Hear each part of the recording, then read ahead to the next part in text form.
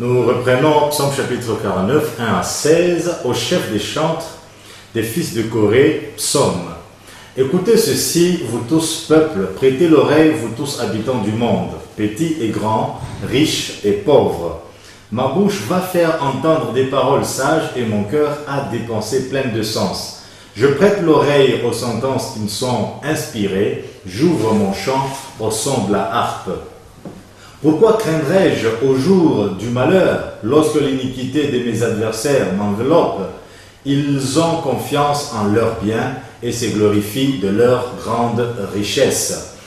Ils ne peuvent se racheter l'un l'autre, ni donner à Dieu le prix du rachat. Le rachat de leur âme est cher et n'aura jamais lieu. Ils ne vivront pas toujours, ils n'éviteront pas la vue de la fosse, car ils laveront. Les sages meurent, l'insensé et le stupide périssent également, et ils laissent à d'autres leurs biens. Ils s'imaginent que leurs maisons seront éternelles, que leurs demeures subsisteront d'âge en âge, eux dont les noms sont honorés sur la terre. Mais l'homme qui est en honneur n'a point de durée, il est semblable aux bêtes que l'on égorge. Telle est leur voix, leur folie, et ceux qui les suivent se plaisent à leur discours. Comme un troupeau, ils sont mis dans le séjour des morts, la mort en fait sa pâture, et bientôt les hommes droits les foulent aux pieds, leur beauté s'évanouit, le séjour des morts est leur demeure. Mais Dieu sauvera mon âme du séjour des morts, car il me prendra sous sa protection. Avec le texte que nous venons de lire, c'est une grande adresse qui est donnée à toute l'humanité, comme il est dit. Écoutez ceci, vous tous peuples, prêtez l'oreille, vous tous habitants du monde, petits et grands, riches et pauvres. Quel est le fondement de ce message? Ce message nous révèle que le rachat de l'homme est impossible par les moyens humains. Comme il est dit dans le verset 9, 8. Ils ne peuvent se racheter l'un l'autre, ni donner à Dieu le prix du rachat. Le rachat de leur âme est cher. Il n'aura pas lieu. Ils ne vivront pas pour toujours. Ils n'éviteront pas la vue de la fosse. Donc le point central ici, c'est le rachat de l'âme. Et quand nous rentrons un peu dans les Écritures, il est dit ceci: l'âme ne peut être rachetée que par donc si on peut dire une valeur qui est reconnue par le ciel. Vous comprenez un peu? Dont les biens de la terre n'ont aucune valeur par rapport au ciel. Les monnaies terrestres n'ont aucune valeur par rapport au ciel. C'est-à-dire le ciel ne connaît pas les francs congolais, le ciel ne connaît pas les dollars, le ciel ne connaît pas les euros. C'est pour ça que quand nous rentrons dans une loi que Dieu avait donnée, on peut lire ce texte parce que c'est très important. Lévitique 5, verset 15. Nous lisons Lévitique 5, verset 15. Lorsque quelqu'un commettra une infidélité et péchera involontairement à l'égard des choses consacrées à l'Éternel, il offrira en sacrifice de culpabilité à l'Éternel pour son péché un bélier sans défaut, prix du troupeau d'après ton estimation en cycle d'argent selon le cycle du sanctuaire. Il est dit ceci: d'après ton estimation en cycle d'argent selon le cycle du sanctuaire. Le sanctuaire dont on parle ici dans Lévitique, c'est le sanctuaire terrestre qui révélait la présence de Dieu, qui est l'ombre, l'image prophétique du ciel de Dieu lui-même qui est le sanctuaire. Vous comprenez un peu? C'est-à-dire, l'argent qui doit être payé pour le rachat de notre âme, il n'y a que l'argent qui sera selon le cycle du sanctuaire. C'est là quand nous rentrons dans les Écritures, quelque part, il est dit ceci: à Dieu l'or et l'argent. L'or et l'argent là qui appartiennent à Dieu, ça n'a rien à voir avec l'or périssable ni l'argent périssable. C'est l'expression l'or qui révèle la gloire, c'est-à-dire c'est à Dieu sur la gloire, et l'argent c'est la rédemption, c'est-à-dire l'élément que Dieu connaît, qui reconnaît pour le rachat des âmes. Et cet argent n'est autre que la personne du Seigneur Jésus. C'est lui l'argent qui est reconnu par le ciel, c'est-à-dire l'argent véritable qui sera à mesure de répondre aux amendes que le Seigneur va nous fixer le jour qu'on se retrouvera devant lui. Vous comprenez un peu? Et pour conclure ce concept, nous allons lire une dimension qui révèle un peu le chemin de la mort. Quand les gens entrent dans la mort, qu'est-ce qui se passe? Nous allons prendre un point. Ecclésiaste 12, verset 7. Ecclésiaste 12, verset 7. Ecclésiaste 12, verset 7. Où l'on redoute ce qui est élevé, où l'on a des terreurs en chemin, où l'amandier fleurit, où la sauterelle devient pesante et où la capre n'a plus d'effet, car l'homme s'en va vers sa demeure éternelle et les pleureurs parcourent les rues. On s'arrête ici, on dit ceci. Ici, c'est un concept qui révèle le processus de la mort. C'est-à-dire, quand quelqu'un meurt, avant de mourir, on peut cracher sur le nom du Seigneur. On peut cracher sur le nom de Dieu. Mais le jour qu'on entre dans la mort, là, on va redouter ce qui est élevé. Qu'est-ce qui est élevé? Dieu et Dieu lui-même. Vous comprenez un peu? Et la Bible continue. Et où l'on a des terreurs en chemin. C'est le jour de la mort, qui est le jour des terreurs, comme nous l'avions dit la fois passée. Et qu'est-ce qui nous intéresse ici? C'est le point qui vient, on dit, où l'amandier fleurit. L'amandier, c'est quoi? L'amandier, c'est un arbre particulier qui produit des amandes. C'est de là où vient même le concept ici en français, les amendes. C'est-à-dire, quand quelqu'un fait une infraction, on lui fixe une amende. Et ici, on dit que où l'amandier va fleurir. C'est-à-dire, c'est l'expression prophétique des amendes que Dieu va fixer pour tous les torts que les hommes auront fait. Et comme c'est auprès de Dieu, Dieu ne connaîtra pas ce jour-là les dollars. Dieu ne connaîtra pas ce jour-là les francs congolais. Il n'y a que l'argent selon son cycle qui sera en mesure de satisfaire aux amendes que Dieu aura fixées. Et l'argent selon le cycle du sanctuaire, il n'y a que la personne du Seigneur Jésus. Selon l'Écriture dit, où la sauterelle devient pesante, c'est-à-dire la colère de Dieu est symbolisée par les sauterelles qui vont s'emparer des humains et dans ces sauterelles, dans leur queue, il y aura le pouvoir des scorpions. Vous comprenez un peu? Et il contient où la crape n'aura pas d'effet. La crape, c'est...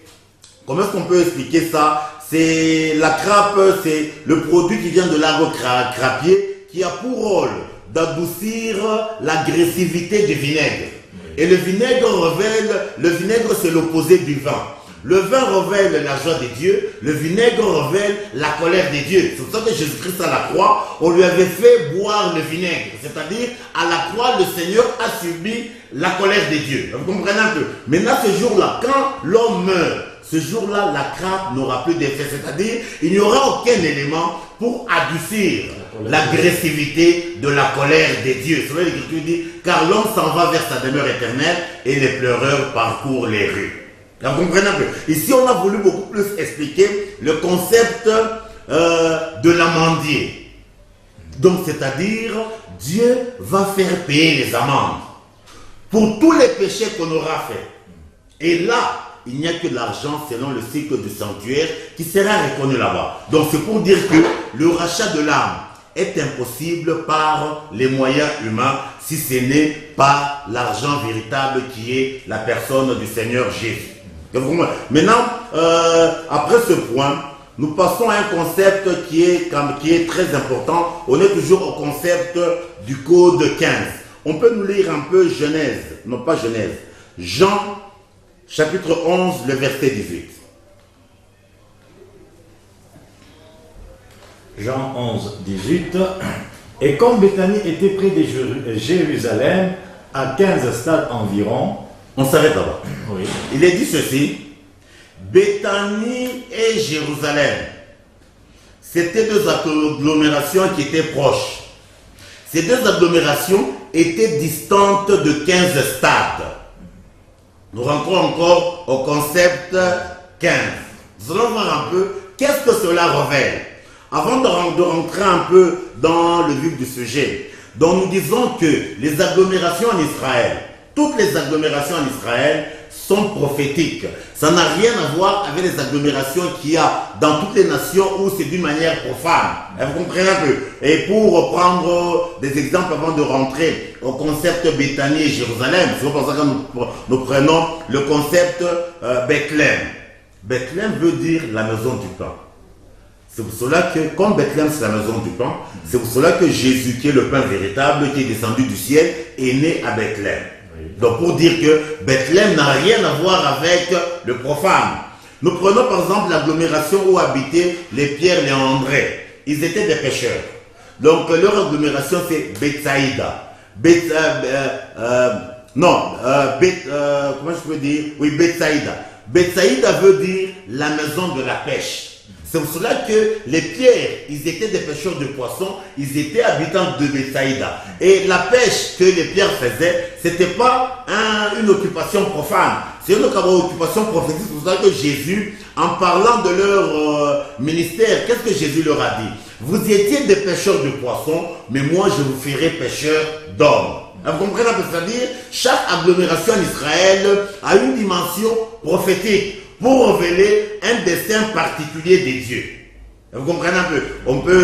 C'est pour ça qu'on même quand on a parlé de Hébron, Hébron qui veut dire l'alliance. C'est-à-dire les grandes alliances en Israël ne se faisaient qu'à Hébron. C'est-à-dire il n'y a rien de profane pour ce qui concerne la terre d'Israël. C'est une terre prophétique. Maintenant pour ce qui nous concerne... Vous avez eu une petite... question. Oui. Vous avez dit les grandes alliances se faisaient à Hébron. Oui. En Dieu, il y a des grandes alliances et des petites alliances. Et quelles sont les grandes et quelles sont les petites? Non, je veux dire, ceci peut-être j'ai mal parlé. Les alliances se faisaient à Hébron. Merci. Merci. Donc, nous disons ceci. Nous allons parler de Béthanie et de Bethphagée. Et ces deux agglomérations étaient distantes de 15 stades. Béthanie et Jérusalem. Et non, Béthanie et Jérusalem. Merci. Oui. Pour confirmer d'abord ce que nous étions en train de faire, c'est ça que nous allons voir même le Seigneur Jésus. Quand les pharisiens lui posaient la question de savoir qui était le prochain de l'autre. Vous comprenez un peu? Le Seigneur avait pris une parabole que la Bible nomme la parabole du bon samaritain. Dans la parabole, qu'est-ce que le Seigneur avait dit? Un homme avait quitté Jérusalem vers Jéricho.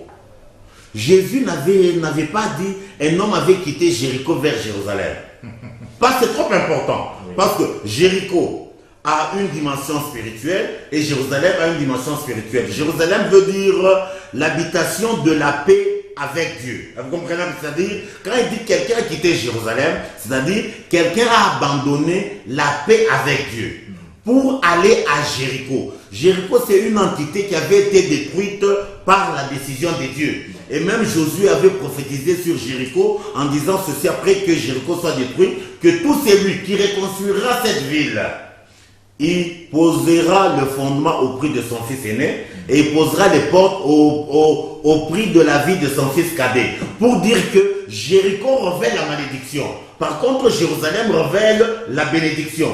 Alors quand Jésus, quand il parlait, pour dire que le Seigneur Jésus n'avait pas un discours profane. C'est pour ça qu'il a dit, un homme a quitté Jérusalem vers Jéricho. Puisqu'il a quitté la présence des dieux pour aller là où il y a la malédiction des dieux, il a croisé des brigands en chemin et qui l'ont sérieusement frappé. Pour dire que chaque entité a une dimension spirituelle. Maintenant, ce qui nous concerne dans ce que nous sommes en train de dire, c'est Jérusalem et Béthanie. Nous disons que Jérusalem, le sens étymologique, c'est le fondement de paix ou bien la possession de paix. C'est ça Jérusalem. Jérusalem. Oh oui, c'est pour cela que Jérusalem a le mot principal, parce que l'ancien nom de Jérusalem c'était Jébus. Jérusalem, c'est Jébus qui a été conquis par le prince de Salem. C'est pour cela que ça s'appelle Jérusalem. Et le prince, le roi de Salem n'est autre que Melchisédek. Vous comprenez un peu? Donc Jérusalem vient du terme Salem, c'est-à-dire la paix. Donc Jérusalem, c'est fondement de paix ou possession de paix. Donc vous comprenez un peu? Nous sommes d'abord au concept des termes. Béthanie, le sens étymologique, c'est maison de l'affligé ou maison des dates non mûres. Vous comprenez un peu. Donc, Béthanie, maison des affligés ou maison d'Adnomur, Jérusalem, fondement de paix ou possession de paix. Et quand nous voyons même les termes, nous voyons que les deux termes, ce sont des termes qui se donnent des coups de tête. Donc, fondement de paix ou possession de paix par rapport à la maison de l'affligé. C'est-à-dire, Béthanie, ce sont les afflictions, mais de l'autre côté, c'est la paix. Quelle est l'espérance de tout un chacun? C'est quitter les afflictions et demeurer dans la paix. C'est ce que nous étions en train de dire, que les espaces en Israël sont prophétiques. Maintenant, nous allons rentrer un peu au sens spirituel de ces deux entités. Et puis par après, nous allons rentrer maintenant à la distance, à l'espace qui les sépare, les 15 stades. Nous commençons par Béthanie. Béthanie veut dire maison des affligés. Qu'est-ce que c'est que la maison des affligés? Nous pouvons lire Job 14, verset 1. Nous lisons Job chapitre 14. Vous dites le premier verset. L'homme né de la femme, sa vie est courte, sans cesse agitée. Quand nous voyons le texte qui est donné concernant l'homme de chair qui est né de la femme, sa vie est courte et sans cesse agitée, c'est-à-dire des afflictions. Et nous avions dit l'autre fois, la femme ici révèle la faiblesse. C'est-à-dire, nous naissons dans une entité qui est hostile, mais nous sommes faibles. Mais quel est notre sort? Les afflictions. C'est ça la terre. Donc l'homme est d'une faiblesse notoire. Mais l'endroit là où il réside, c'est un endroit qui lui est hostile. Quel est son sort? Les afflictions. Nous prenons encore notre texte.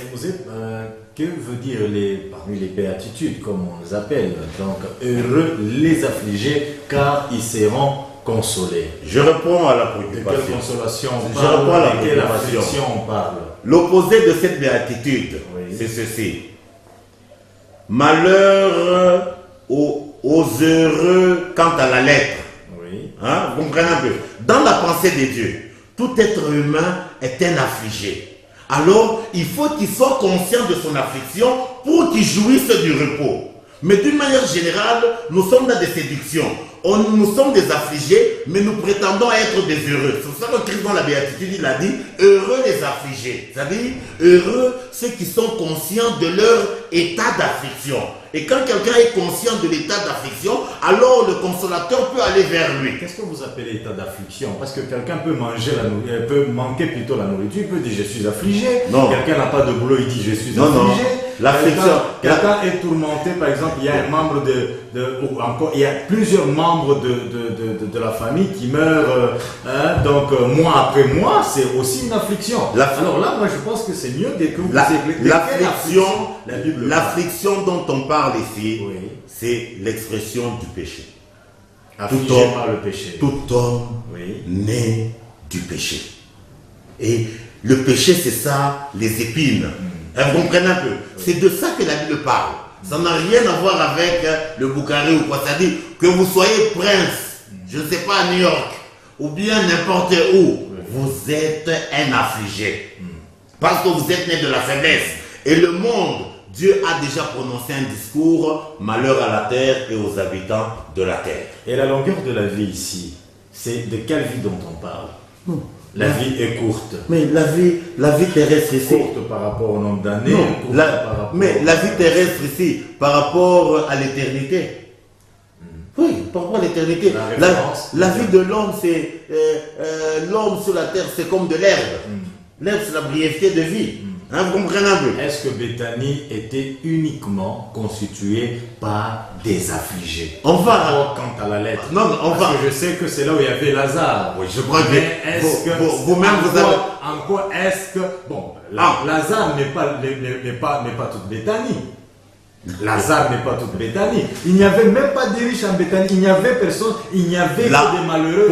Pour dire, je crois qu'on termine ceci et on va répondre à ça. On peut lire Ecclésiaste 2, 22, 23.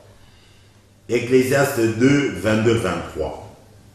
Ecclésiaste chapitre 2, 22, 23. 22, 23. Vous pouvez lire. Que revient-il en effet à l'homme de tout son travail et de la préoccupation de son cœur, objet de ses fatigues sous le soleil? Tous ses jours ne sont que douleur et son partage n'est que chagrin. Même la nuit, son cœur ne repose pas. C'est encore là une vanité. C'est lui qui donne ce discours, ça a été le plus grand riche, Salomon. Je crois qu'il donne le sort de l'homme sur la terre. Affliction, quels que soient les moyens. Nous allons encore à un autre concept qui révèle l'état d'être des afflictions. Nous sommes dans Job 24, 5 à 6. Job 24, 5 à 6. À 6. Et voici comme les années sauvages du Comme désert, des ânes. les ânes plutôt sauvages du désert, ils sortent le matin pour chercher de la nourriture, ils n'ont que le désert pour trouver le pain de leurs enfants. Ils coupent le fourrage qui reste dans les champs, ils grappillent dans la vigne de l'impie. On va continuer juste au verset 12. 12 ans. Ils passent la nuit dans la nudité, sans vêtements, sans couverture contre le froid. Ils sont percés par la pluie, les montagnes, la pluie plutôt des montagnes, et ils embrassent les rochers comme unique refuge. On arrache l'orphelin à la mamelle, on prend des gages sur le pauvre. Verset 10. Ils vont tout nus, sans vêtements, ils sont affamés et ils portent les gerbes. Dans les enclos de l'impie, ils font de l'huile, ils foulent le pressoir et ils ont soif. Dans les villes s'exhalent les soupirs des mourants. L'âme des blessés jette des cris et Dieu ne prend pas garde à ses infamies. On parle de grappiller dans la vigne de l'impie et on parle de fouler l'huile dans... moi je dis, dans les enclos de l'impie, ils foulent de l'huile. Vous comprenez un peu. Même là, on revêt le concept des afflictions. Je n'ai pas encore donné ce que veut dire au juste Béthanie, c'est-à-dire sur le plan pragmatique. On peut lire le dernier verset, c'est Job 30, 2 à 7. Job 30, 2 à 7. à 7. Mais à quoi me servirait la force de leurs mains? Ils sont incapables d'atteindre la vieillesse. Desséchés par la misère et la faim, ils fuient dans les lieux arides, depuis longtemps abandonnés et déserts. Ils arrachent près des arbrisseaux les herbes sauvages et ils n'ont pour pain que la racine déchaînée. On les chasse du milieu des hommes, on crie après eux comme après des voleurs. Ils habitent dans d'affreuses vallées, dans les cavernes de la terre et dans les rochers. Ils hurlent parmi les buissons, ils se rassemblent sous les ronces. Le dernier verset révèle encore le concept. Donc tout le texte, c'est beaucoup plus le dernier verset. Il dit, ils hurlent parmi les buissons. Ils se rassemblent sous les ronces. C'est-à-dire, là où ils résident, il n'y a que les épines. Et ici, tous les textes que nous avons lus révèlent le concept des afflictions. Maintenant, quand nous rentrons à Béthanie en tant qu'agglomération, et quand nous prenons le Seigneur Jésus, les relations qu'il y avait entre Jésus et Béthanie, Jésus est allé à Béthanie pour y amener de la consolation. Parce que l'endroit là-bas, c'était des afflictions. Et la grande affliction par excellence n'est autre que la mort. Lazare, la famille de Lazare, Marie et Marthe, ils ont été dans des grandes afflictions. C'est-à-dire la mort de leur frère Lazare. Et quand Jésus est venu, il est venu amener la consolation. Maintenant, Béthanie, agglomération, ça révèle quoi pour nous aujourd'hui? Béthanie, agglomération, n'est autre que l'image de la terre sur laquelle nous nous trouvons. La terre tout entière n'est que Béthanie. C'est pour cela que, pour confirmer même ce concept, là, moi jusque-là, je n'ai encore pas eu de réponse à ma question. Je Allez-y. pose entre parenthèses là. Est-ce qu'en Béthanie, il n'y avait que des affligés? mais Il n'y avait que des affligés. je dis ceci. En dehors du vieux Lazare, est-ce qu'il y a un autre exemple dans la Bible qui peut nous prouver réellement qu'en Béthanie, c'était vraiment une agglomération des affligés? Je vous ai dit ici que Oui. l'affliction, les afflictions dont il s'agit, ça n'a rien à voir avec les choses pour remplir notre ventre. Par rapport d'abord dans la lettre. Non, non, ici Une je maison veux dire affligée. ceci. La maison des Même affligés. Lazare était réellement affligé, même quant à la lettre. Non, non, Lazare, là, quant à la lettre, comme vous le dites, c'est Lazare dans la parabole, qui n'a rien à voir avec Lazare. Donc, Lazare dans la parabole dont vous parlez, c'est Lazare dans la parabole. Ici, quand nous parlons la maison de Marthe et Marie ainsi que Lazare, la Bible ne dit pas que c'était des pauvres. La Bible ne le dit pas. Mais qu'est-ce qui constituait leur affliction? La mort. C'est la mort. Et qu'est-ce qui amène la mort? Le péché. Vous comprenez un peu? C'est-à-dire, dans la dimension du Seigneur, les afflictions, c'est par rapport au péché. Et c'est le péché qui amène la mort. Si on peut dire, qui est le grand terroriste ici sur la terre où nous sommes? C'est la mort. Oui. Que vous soyez qui, quand la mort vient, tout le monde tremble.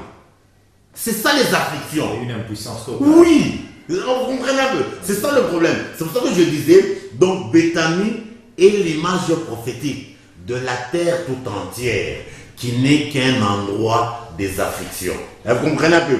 Et pour confirmer ce concept, le Seigneur Jésus, lui qui n'avait rien à voir avec Béthanie, c'est-à-dire, lui, il est venu d'en haut, lors de son ascension, pour montrer que Béthanie révèle la terre, les hauteurs basses, il a fait son ascension à partir de Béthanie. On peut lire le texte pour que les gens veulent lire Luc 24, 50 à 51. Il n'a pas fait l'ascension à partir de Jérusalem, parce que là, il devrait avoir une contradiction. Luc 24, 50 à 51, il est conduisit jusque vers Béthanie, et ayant levé les mains, il les bénit. Pendant qu'il les bénissait, il se sépara d'eux et fut enlevé au ciel. C'est-à-dire son ascension, Christ est parti de cette terre à partir de Béthanie. Pour montrer qu'il est parti à partir de l'endroit bas.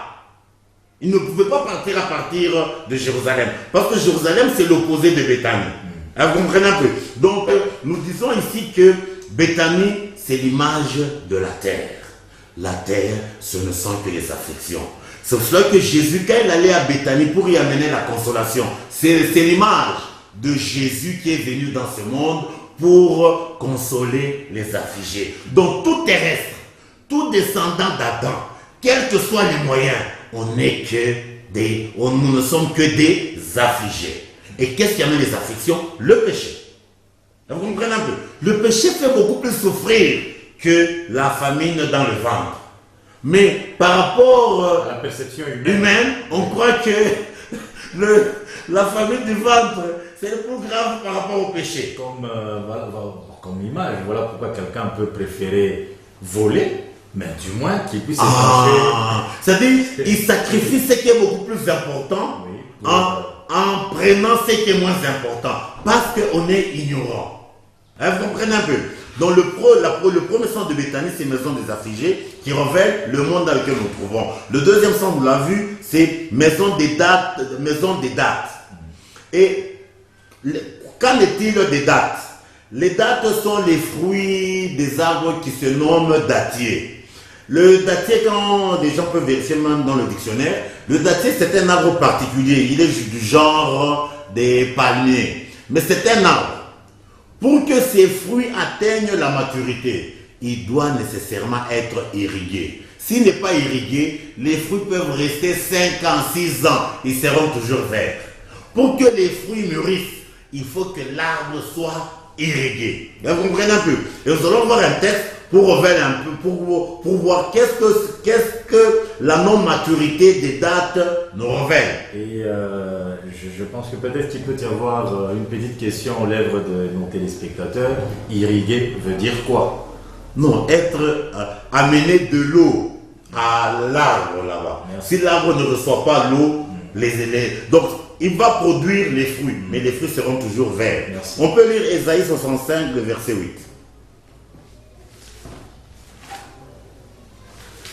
Ésaïe 65, le verset 8. Ainsi parle l'Éternel, quand il se trouve du jus dans une grappe, on dit, ne la détruis pas, car il y a là une bénédiction. J'agirai de même pour l'amour de mes serviteurs, afin de ne pas tout détruire. Le texte nous dit ceci, c'est le ainsi dit, ainsi parle l'Éternel. Quand il se trouve du jus dans une grappe, le jus dans une grappe, ça révèle quoi? Ça révèle la maturité de la grappe. Quand vous prenez une mangue, quand la mangue est verte, elle n'a pas de jus. Mais quand la mangue mûrit, il y a du jus qui se forme à l'intérieur. C'est là l'Écriture dit, quand il se trouve du jus dans une grappe, on dit ne la détruis pas, car il y a là une bénédiction. Un jeune garçon, quand il va dans un arbre, quand nous regardons comme ceci, quand il trouve une mangue qui est un peu jaune ou un peu rouge, mais cette couleur, c'est dû au rayon du soleil, mais alors que la mangue n'est pas mûre. Le jeune garçon, il est trompé par cette couleur. Quand il prend la mangue là-bas, il donne un coup dedans, il voit qu'il n'y a pas de jus. Qu'est-ce qu'il fait de la mangue? Il la jette, il la maudit. La malédiction, c'est se séparer. C'est-à-dire, la chose n'a aucune valeur pour vous, n'a aucune utilité. Hein, vous comprenez un peu? Mais par contre, quand il prend une mangue, il donne un coup dedans, il y a du jus. Il ne peut pas la maudire, il la bénit. Bénir, c'est quoi? Rapprocher la chose. La chose, elle est utile. Vous comprenez un peu? C'est ça l'expression dit. Ainsi parle l'Éternel. On donne l'image. Quand il se trouve du jus dans une grappe, et le jus dans une grappe révèle que la grappe a atteint la maturité, on dit ne la détruis pas, car il y a là une bénédiction. J'agirai de même pour l'amour de mes serviteurs afin de ne pas tout détruire. C'est-à-dire, pour que le Seigneur ne nous détruise pas, il faut qu'au-dedans de nous, qu'il y ait du jus. C'est-à-dire que nous ayons atteint la maturité, que nous ayons atteint la sagesse. Si la sagesse n'est pas au-dedans de nous, le dernier jour, le Seigneur va nous détruire. Maintenant, quand nous rentrons au datier, quand nous rentrons à une expression du Seigneur, le Seigneur il avait guéri un aveugle. Il était passé par deux dimensions. La première dimension, l'aveugle avait vu les hommes, ils sont comme les arbres qui marchent. Jésus ne s'était pas trompé, comme les médecins de la terre pour passer à la deuxième expérience. La première vision, c'était la vision que le ciel a à l'égard de nous les humains sur la terre. Le ciel considère chaque homme comme un arbre. Et la valeur de l'arbre, ce sont les fruits. Mais si les fruits n'atteignent pas la maturité, l'arbre n'a aucune utilité. Donc les dattiers là-bas dont on parle, c'est l'image de nous les humains. La volonté de Dieu est que nos dates atteignent la maturité. Et pour qu'il atteigne la maturité, il faut qu'il soit irrigué. Et l'élément qui peut nous irriguer, pour que nous puissions atteindre la sagesse, il n'y a que le sang de l'agneau. Hein, vous comprenez un peu? Donc, même le deuxième sang de Béthanie, maison des dates, c'est toujours l'image de la terre, où l'endroit où les hommes ne peuvent jamais atteindre la sagesse par leurs propres moyens. Vous comprenez?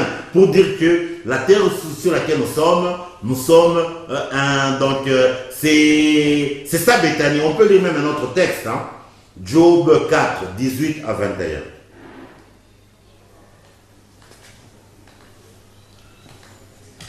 Nous lisons Job 4, 18 à 21. Si Dieu n'a pas confiance en ses serviteurs, s'il trouve de la folie chez ses anges, combien plus chez ceux qui habitent des maisons d'argile, qui tirent leur origine de la poussière et qui peuvent être écrasés comme un vermisseau. Du matin au soir, ils sont brisés, ils périssent pour toujours, et nul n'y prend garde. Le fil de leur vie est coupé, ils meurent et ils n'ont pas acquis la sagesse. Donc nous voyons ici que l'homme, par ses propres moyens, ne peut jamais acquérir la sagesse. Et le salut, c'est l'intelligence associée à la sagesse. Si on n'a pas la sagesse, nous sommes une vierge folle. Vous comprenez un peu? C'est pour cela que là, les téléspectateurs peuvent lire à la maison, dans Job 28, 1 à 28, on est en train de révéler que la sagesse et l'intelligence ne se trouvent pas sur la terre des vivants. Pour dire que le monde dans lequel nous nous trouvons, c'est un endroit où la sagesse, on ne peut pas la trouver.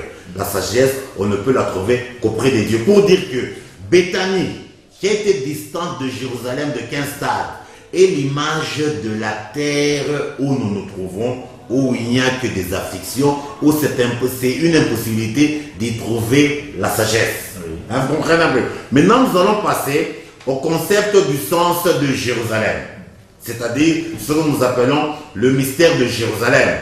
On peut lire dans Ésaïe 29. À partir du premier verset, on va s'arrêter là où... Nous prenons Ésaïe 29. Malheur à Ariel, cité dont David fit sa demeure. Ajoutez année à année, laissez les fêtes accomplir leur cycle. On peut s'arrêter là-bas. Je crois qu'on en a parlé l'autre fois. Ariel veut dire le chef du peuple, ou bien le lion des dieux. C'est-à-dire, ce chef du peuple, ou bien le lion des dieux, il constitue la cité dont David a fait sa demeure. Pour dire, Ariel n'est autre que l'autre nom de Jérusalem, qui révèle la personne du Seigneur Jésus. Vous comprenez? Pour dire que Jérusalem est l'image, pas seulement du Seigneur Jésus, du ciel. C'est-à-dire, un enfant de Dieu, c'est qui? C'est celui qui cesse d'être terrestre pour qu'il soit céleste. Hein? Vous comprenez un peu? On peut aller dans les psaumes 122, 1 à 9.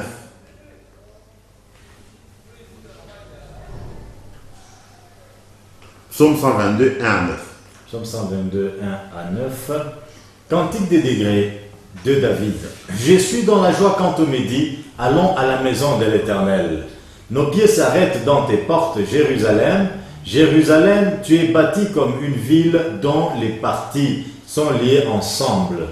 C'est là que montent les tribus de l'Éternel, selon la loi d'Israël, pour louer le nom de l'Éternel.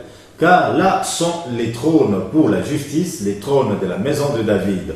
Demandez la paix de Jérusalem. Que ceux qui t'aiment jouissent du repos. Que la paix soit dans tes murs et la tranquillité dans tes palais. À cause de mes frères et de mes amis, je désire la paix dans ton sein. À cause de la maison de l'Éternel notre Dieu, je fais des vœux pour ton bonheur. L'unique endroit qui a reçu de la part des dieux les vœux de bonheur, il n'y a que Jérusalem. Comme le texte le dit, à cause de la maison de l'Éternel notre Dieu, j'ai fait des vœux pour ton bonheur. Qu'est-ce que c'est que les vœux du bonheur de Jérusalem? C'est ce qui est révélé dans Apocalypse 12, le verset 12, la première partie. On peut lire Apocalypse 12, 12. Lisons Apocalypse 12, 12. Il est dit ceci. C'est pourquoi réjouissez-vous, cieux, et vous qui habitez dans les cieux, malheur à la terre et à la mer, car le diable est descendu vers vous, animé d'une grande colère, sachant plutôt qu'il a peu de temps. S'il y a un endroit qui peut se réjouir, même les habitants de cet endroit, il n'y a que les cieux. Mais la terre, c'est le malheur. Pour dire, ce texte révèle les deux entités. Jérusalem, l'endroit de réjouissance, et Béthanie, l'endroit des afflictions. Où se trouve le ciel? Je crois que on va répondre à cette préoccupation et on avait même répondu la dernière fois. Le ciel ne se trouve pas dans notre monde physique. Hein? Ce n'est pas que vous allez prendre un avion ou bien une satellite, vous allez trouver le ciel. Non. Le ciel se trouve dans ça fait partie de la spiritualité. Par exemple, je suis ici, j'existe ici sur la terre. Le jour que je meurs, mon véritable être va faire un grand voyage. Personne ne le verra, mais il va voyager. C'est-à-dire mon esprit. Mais ma chair et mon sang vont retourner à la poussière. Mais l'homme véritable qui est l'esprit va partir. Vous comprenez un peu? Pour dire, c'est comme mon esprit. L'esprit n'est pas saisissable, c'est pas du matériel, c'est du spirituel, mais qui est vrai. Alors, de quelle référence, vous, les serviteurs de Dieu, souvent d'une manière générale, quand vous voulez faire, entre guillemets, selon vous, une fervente prière, même pour convaincre nous fidèles, la plupart du temps, vous élevez vos mains vers le ciel et même le regard tourné vers le ciel. C'est de quelle référence? C'est ce que je vais répondre à ça. Oui. Le ciel veut dire l'élévation, le glorieux. Oui. Hein, c'est pour cela que sur le plan, on a tendance à lever les mains. C'est-à-dire, le ciel révèle l'élévation, le glorieux. La terre révèle ce qui est d'en bas. On peut lire dans le texte qui dit très bien cela. On va dans Jean 8, 23. Jean 8, 23.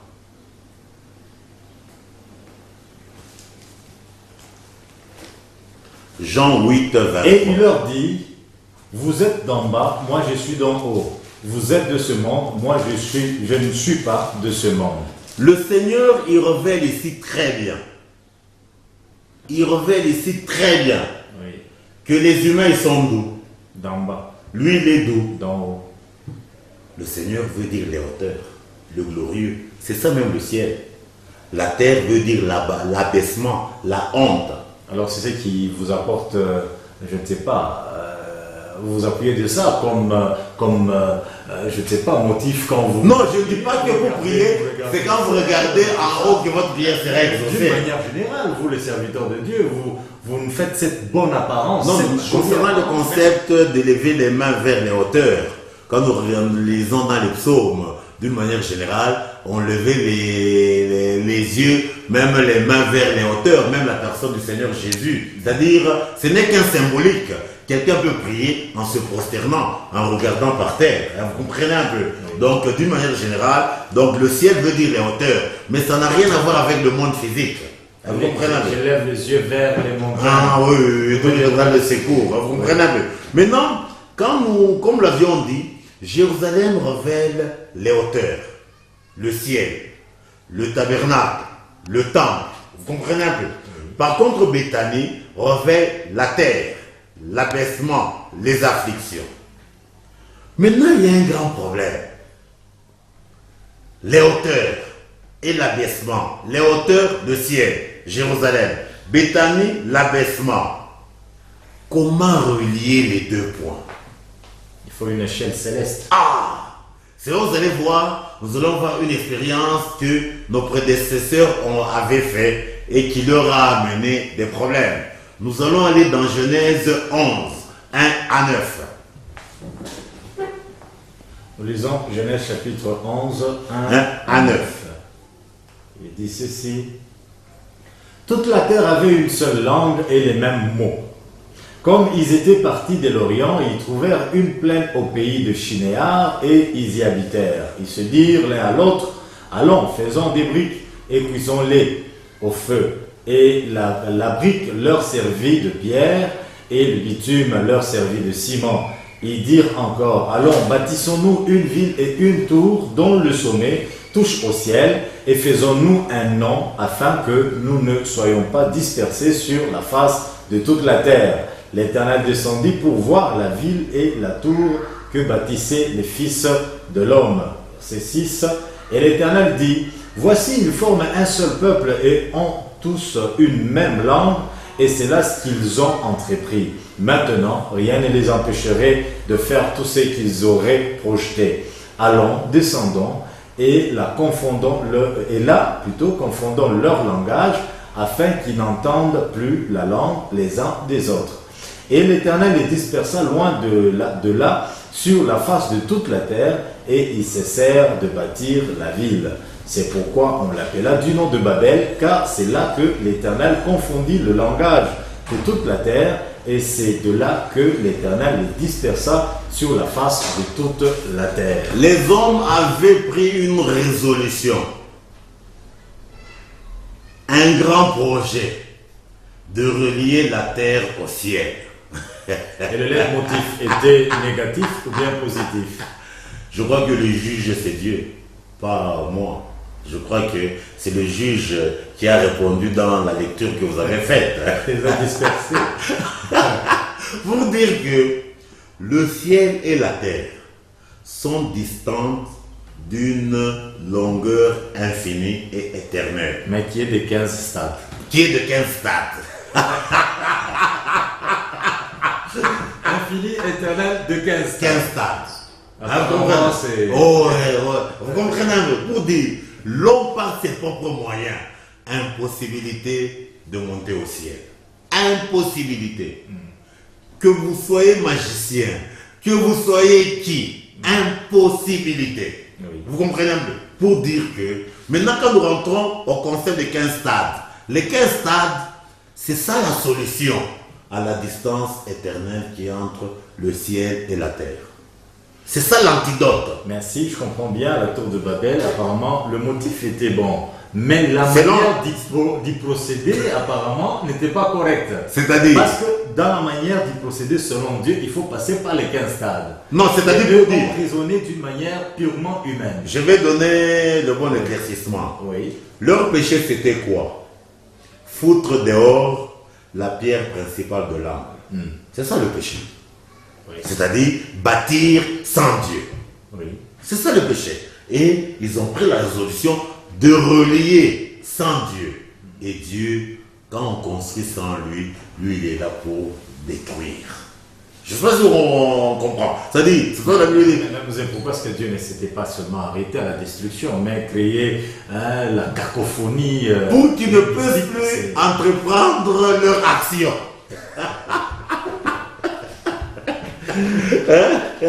Vous comprenez un peu? Et maintenant, cette cacophonie linguistique peut s'expliquer comment? C'est pour ça que vous allez voir. Oui. Tel chef d'État quelque part et l'autre qui est de l'autre côté, ils ne peuvent jamais s'entendre. Mais est-ce que cela n'a pas aussi une explication dans le sens de l'interprétation de la parole de Dieu pour vous les serviteurs? Non. Le même passage, ceci dit, ça dit ceci, l'autre dit ceci, ça crée une cacophonie. Non, les gens qui font les interprétations comme ça, tous, ils ont déjà jeté dehors la pierre angulaire. Ah, tous ces gens-là. Oui, ils portent seulement le nom du Seigneur. D'abord, ce que vous êtes en train de dire ici, pensez-vous que même les téléspectateurs, tous sont d'accord? Bon, vous savez le grand problème qui est là, le grand problème qui est là, c'est-à-dire que tout un chacun soit sincère avec lui-même et qu'il analyse. Vous savez, il y a beaucoup de gens, quand ils entrent dans un problème pour juger, ils y entrent avec une partialité. Ou l'esprit d'Adam. Oui, c'est la femme qui c'est le serpent qui doit séduire. Donc, nous disons que le ciel et la terre, personne ne peut relier les deux éléments. Personne. C'est une distance infinie. Une distance éternelle. Bonjour. Éternelle et infinie. Or, l'homme, il est fini. Comment est-ce que quelqu'un qui est fini, il peut parcourir une distance infinie? Une impossibilité. Comment l'homme qui est mortel, il peut parcourir une distance éternelle? C'est une impossibilité. C'est pour ça que nous allons voir dans les Écritures. Quelle est la solution que Dieu a prévue pour relier les deux points? Pour cela, on va lire un texte. Dans Genèse 28, du verset 10 au verset 22. Genèse 28, 10 à 22. Jacob partit à Beersheba et s'en alla à Charan ou à Charan. Il arriva dans un lieu où il passa la nuit car le soleil était couché.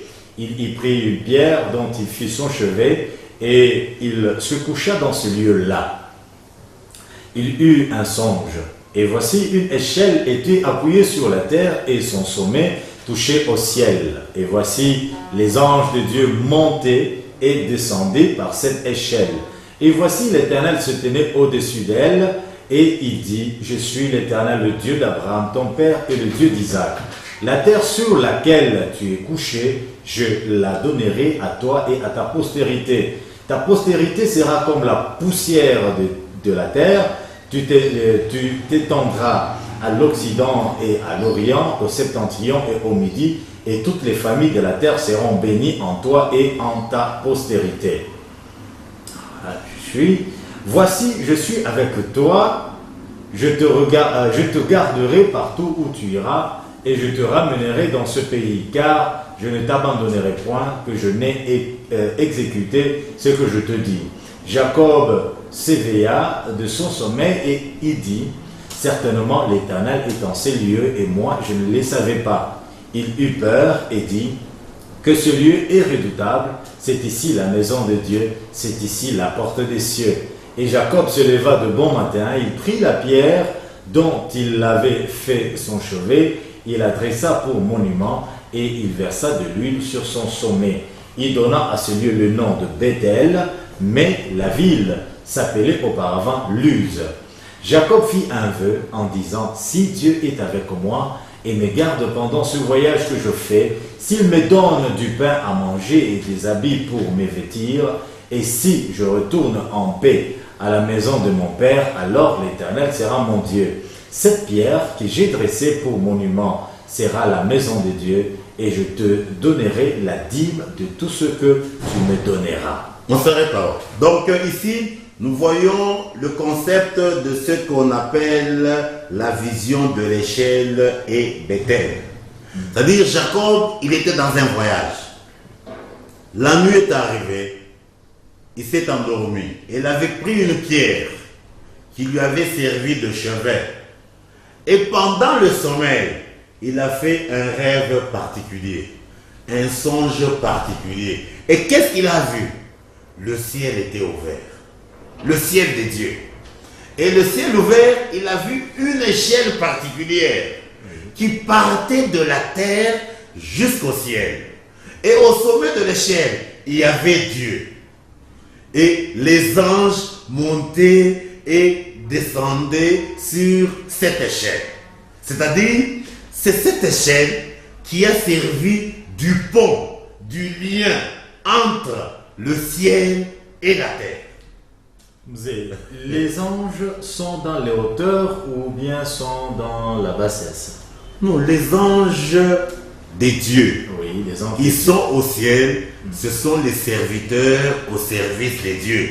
Dieu les envoie pour exécuter les ordres de Dieu. Comme je prends l'exemple de Gabriel, il avait été envoyé par Dieu pour aller parler à Marie qui était sur la terre. Lorsque Dieu, qui est dans les hauteurs, envoie ses anges, les anges doivent quitter des hauteurs donc du haut vers le bas. Oui. Mais ici, dans la vision ou le songe de Jacob, la Bible qui dit les anges montaient et descendaient. C'est-à-dire la première action, c'était de monter et la deuxième de descendre. Est-ce qu'il y a un sens spirituel dans ça? Non, à ce que vous dites, on veut dire seulement qu'il n'y a que les anges, comme il est dit, il fait de ses serviteurs des flammes de feu et des vents. C'est-à-dire, c'est Dieu qui envoie les anges et quand il termine la mission, il retourne chez lui. Donc c'est une expression. Et nous allons voir la même expression sur la personne du Seigneur. Alors, si je comprends bien, la vision a commencé au milieu. Non, non. La vision de Jacob, parce que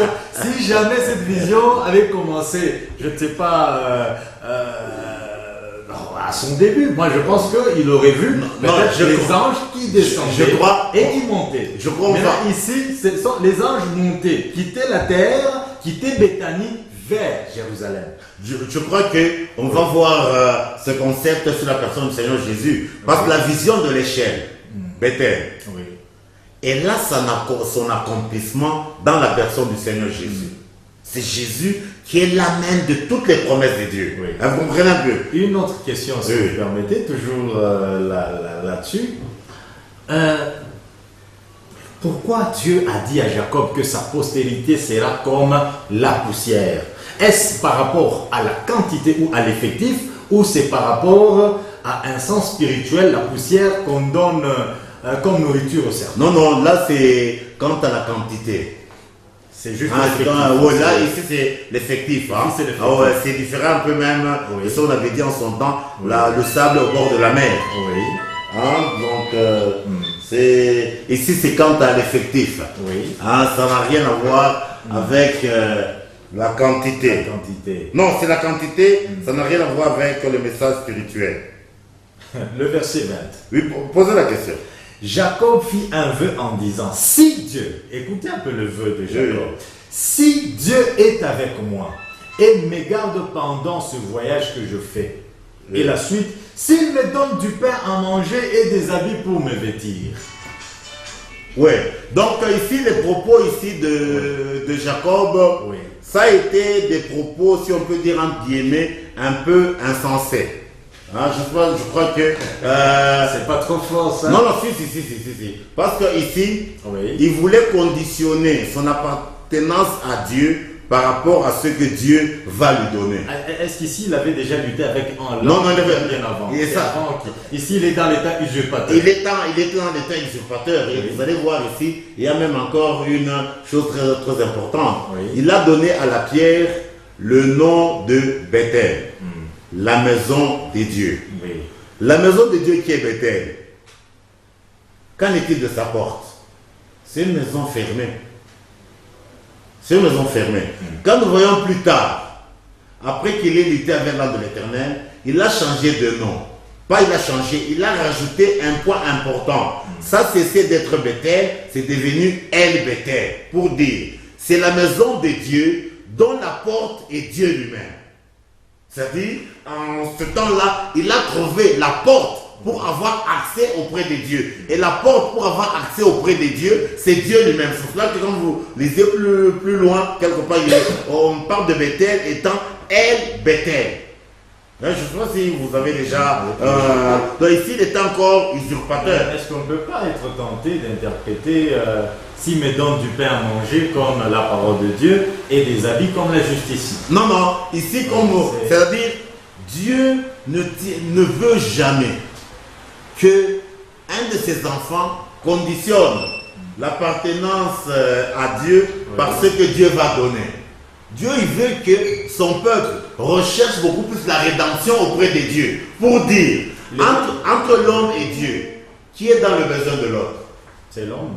Mais ici, Jacob, il voulait dire que, en tout cas, tu as besoin de moi. C'est-à-dire, il faut que tu me donnes ça, ça, ça et ça pour que tu sois mon Dieu. C'est la prostitution. Et c'est une démarche qui est opposée à la nature de Dieu. Oui. Vous comprenez un peu?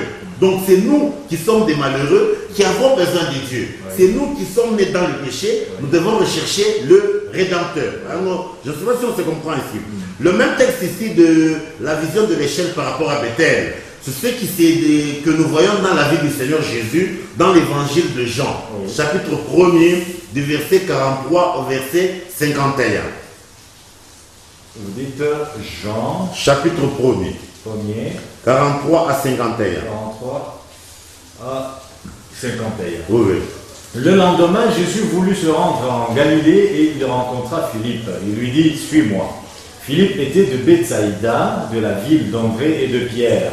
Philippe rencontra Nathanaël et lui dit, nous avons trouvé celui de qui Moïse a écrit dans la loi et dont les prophètes ont parlé. Jésus de Nazareth, fils de Joseph. Nathanaël lui dit, peut-il venir de Nazareth quelque chose de bon? Philippe lui répondit, viens et vois. Jésus, voyant venir à lui Nathanaël, dit de lui, voici vraiment un Israélite dans lequel il n'y a point de fraude. 48. D'où me connais-tu? Lui dit Nathanaël. Jésus lui répondit, avant que Philippe t'appelât, quand tu étais sous le figuier, je t'ai vu. Nathanaël répondit et lui dit, Rabbi, tu es le Fils de Dieu, tu es le roi d'Israël. Jésus lui répondit, parce que je t'ai dit que je t'ai vu sous le figuier, tu crois, tu verras de plus grandes choses que celles-ci. Et il lui dit, en vérité, vous verrez désormais le ciel ouvert et les anges de Dieu monter et descendre sur le Fils de l'homme. Donc nous voyons ici le Seigneur Jésus. Encore la même action. Oui. Monter et descendre, non pas descendre. Non, là Jésus était déjà sur la terre. Oui. Ici Jésus était déjà sur la terre. Jésus qui est le ciel. Hein? C'est la même citation avec Bethel. Il lui dit, en vérité, vous verrez désormais le ciel ouvert et les anges de Dieu monter et descendre sur le Fils de l'homme. Pour dire, c'est Jésus seul qui est la solution à la distance éternelle, la distance infinie qui est entre la terre et le ciel. Donc c'est Jésus qui est représenté par la distance là de 15 stades. Les 15 stades révèlent le temple, le tabernacle qui est Jésus. Vous comprenez un peu? Et pour confirmer ce que nous disons concernant la distance du ciel de la terre, nous allons dans Jean 3, 13. Jean 3, 13. Jean 3, 13. Personne n'est monté au ciel si ce n'est celui qui est descendu du ciel, le Fils de l'homme qui est dans le ciel. Ce texte, c'est un texte qui fait couler beaucoup d'encre et de salive. Quand nous le saisissons selon la lettre, vous comprenez un peu. Parce que quand nous voyons qui c'est Élie, la Bible dit très bien, Élie était monté au ciel. Vous comprenez un peu. La Bible, quand on voit le texte concernant Élie, Élie était monté au ciel. Nous voyons même Moïse, il s'est retrouvé dans la transfiguration avec Jésus. Vous comprenez un peu. Mais Christ ici, il dit, personne n'est monté au ciel, si ce n'est celui qui est descendu du ciel, le Fils de l'homme qui est dans le ciel. Qu'est-ce qu'il veut dire par ce texte? Il veut dire ceci. Il n'y a aucun homme, par ses propres moyens, il peut se retrouver au ciel. Si ce n'est en passant par le Fils de l'homme Jésus, qui est le ciel, qui est descendu du ciel et qui est dans le ciel. Donc il veut montrer ici que c'est une impossibilité pour l'homme d'accéder au ciel par ses propres moyens si ce n'est pas le Fils de l'homme qui est descendu du ciel et qui est en même temps dans le ciel. Nul ne peut venir auprès de moi, si je me trompe, si mon Père ne Ne l'attire. l'attire. Oui. Pour dire, pour paraphraser. Que faudra-t-il faire pour être attiré Par Dieu. C'est-à-dire, pour que quelqu'un soit attiré par Dieu, Oui. il faut que dans votre être,